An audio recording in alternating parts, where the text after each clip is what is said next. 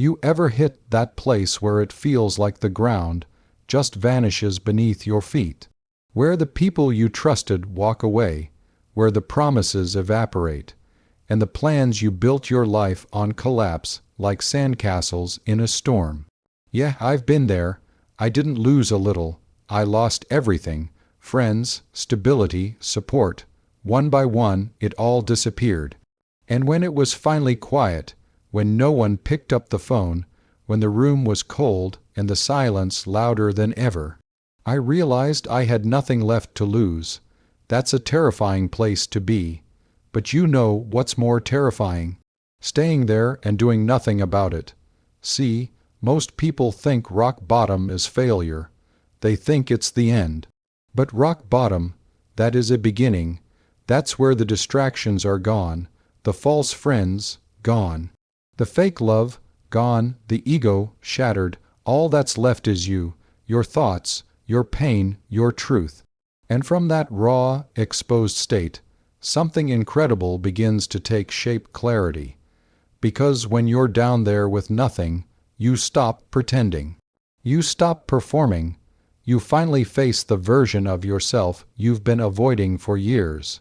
The weak parts, the scared parts, the part of you that was begging for approval, for safety, for someone to just say, "I've got you." And when nobody says it, when nobody comes to save you, that's when something wakes up inside. You start talking to yourself differently. You stop asking, "Why me?" And you start saying, "Now what?" That shift right there, that's the moment things begin to turn. You stop waiting for the world to hand you a lifeline and realize your own two hands are enough. You dig deep. You climb slowly. You bleed. You cry. But you rise.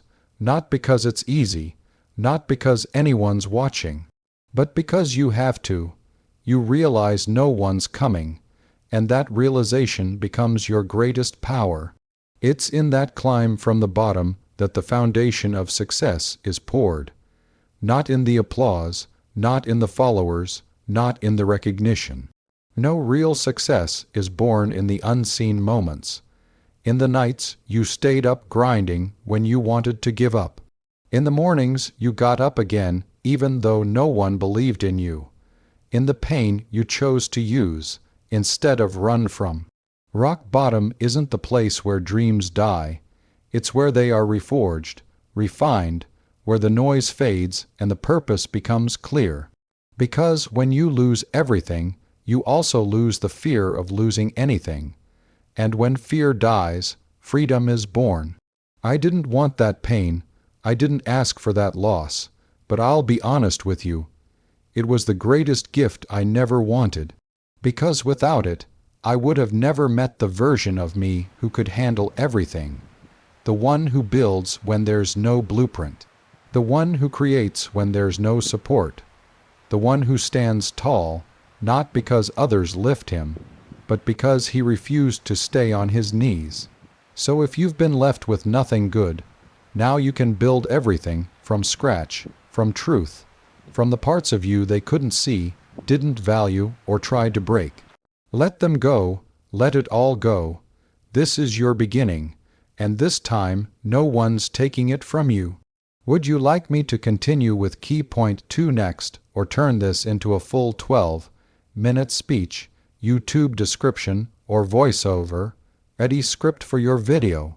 So what happens next? You've hit bottom. There's nothing left to lose.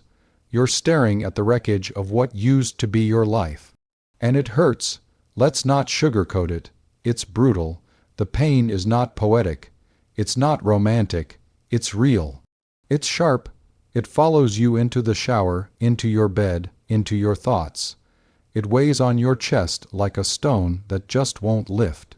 But here's what most people don't understand. Pain is not just suffering. Pain is instruction. It teaches you in a way nothing else can. When everything is comfortable, we don't change, we don't grow. We get lazy, we get entitled, we expect that things should just work out. But pain burns that illusion to ash. It exposes who you really are.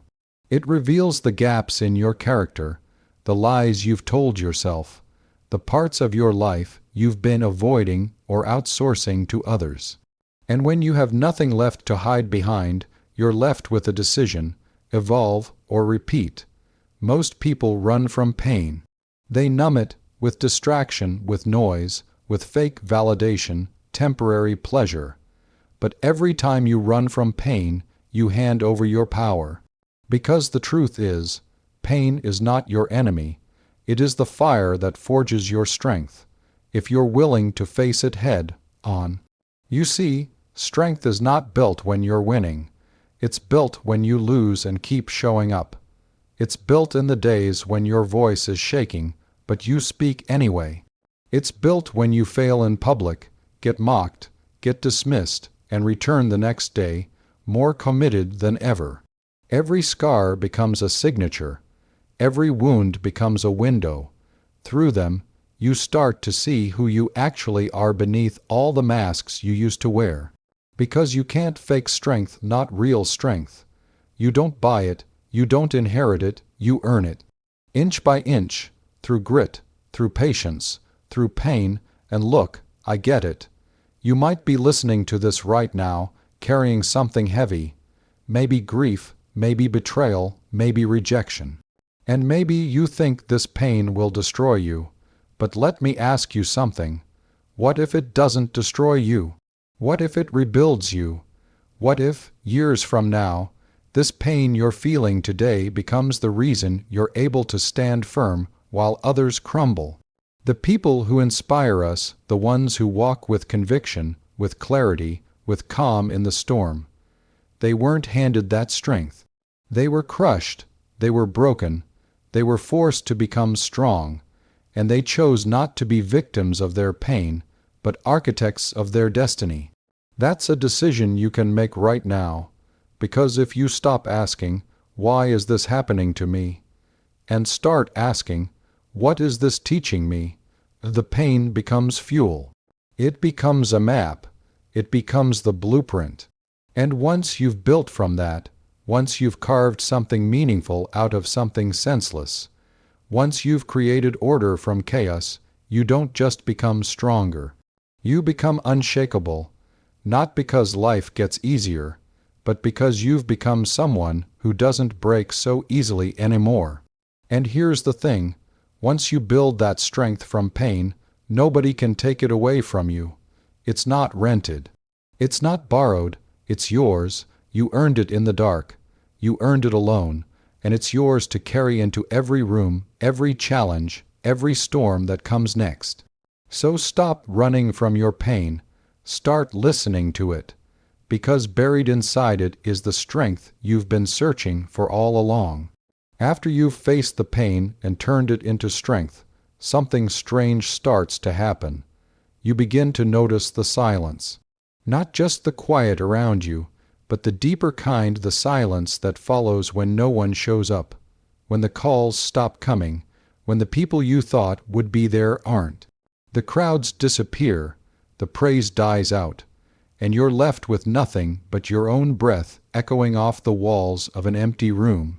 That silence, that isolation, it's deafening, and at first you might think it's a curse. You'll feel forgotten, discarded, invisible. But listen closely, because hidden inside that isolation is something powerful. It's the space where identity is forged. It's the place where you stop performing and start becoming. Most people are terrified of being alone. And for good reason. When you're alone, you have no distractions, no applause, no one to impress. You can't hide behind achievements or status or charm. You're left with the raw, unfiltered version of yourself, and that's uncomfortable. But that discomfort is precisely what makes isolation necessary. You see, when you're constantly surrounded by others, their expectations start to shape you. You bend a little here, adjust a little there. You become what people like, what they admire, what they tolerate. But when all of that is stripped away, when you're forced into solitude, you're given the chance to meet the version of yourself that isn't performing for anyone. And that version, unpolished, unsure, sometimes even angry, is where your real story begins. Because in that silence, in that space where the world has stopped watching, you start asking the real questions. Who am I without the approval?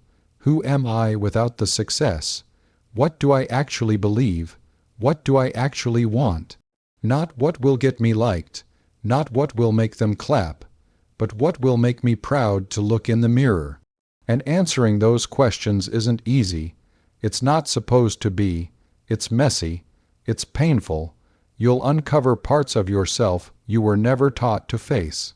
Regret, insecurity, resentment, but facing those things is the beginning of clarity. It's the beginning of ownership. And when you take ownership, you stop blaming the world for not saving you and you start becoming the kind of person who can save themselves. This process, it's sacred, it's transformative, but only if you let the silence speak, only if you stop filling it with noise, with distractions, with fake validation. If you lean into the discomfort, if you walk through the loneliness instead of running from it, you'll come out with something most people never find, a solid sense of self. And when you have that, when you've built who you are in solitude, the world can't shake you the way it used to. People's opinions stop cutting so deep. Their praise feels nice, but it doesn't define you. Their criticism stings, but it doesn't break you. Because your identity isn't built on them anymore. It's built on something deeper, something earned. That's why the great rebuild doesn't happen in the spotlight. It happens in the shadows, not on the stage, but in the silence. And the ones who rise with unshakable confidence are almost always the ones who were first brought to their knees by the weight of being forgotten. But they didn't stay down, they didn't beg to be seen. They used the darkness as a canvas and painted a new version of themselves, one they chose, one no one could take away. So if you find yourself alone, if the world has gone quiet, don't run from it. Don't rush to fill the silence, lean into it, let it teach you, because the person you become in isolation is the person you'll trust for the rest of your life. And that kind of self, trust, that's the real beginning of power.